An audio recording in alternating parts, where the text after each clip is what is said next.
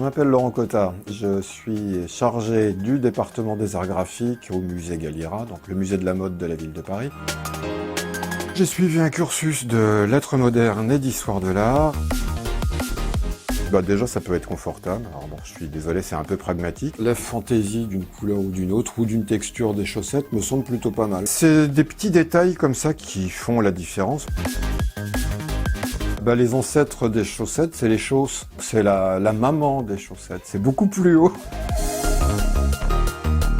On a des exemples de tricot, de crochet, enfin, d'ancêtres de tricot qui remontent à l'Antiquité. Je me demande si on n'a pas trouvé des choses qui sont en fait des chaussettes dans des tombes égyptiennes.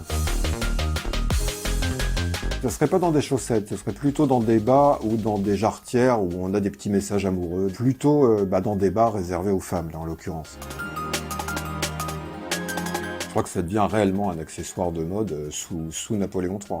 Où là, effectivement, on a quand même une variété de motifs, une variété de couleurs qui semble déjà pratiquement infinie à ce moment-là. On peut avoir effectivement sur des chaussettes des motifs tout à fait inattendus, presque des rébus, des choses de cet ordre-là, des associations de couleurs, entre autres dans des carreaux avec des couleurs très très contrastées.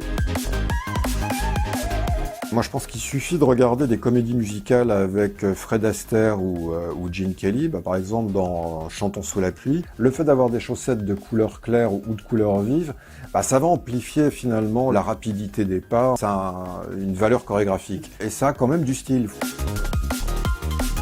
Ce sont des chaussettes royalties, bien entendu. Non, mais je plaisante, mais faites pas tant que ça, parce que je les aime bien.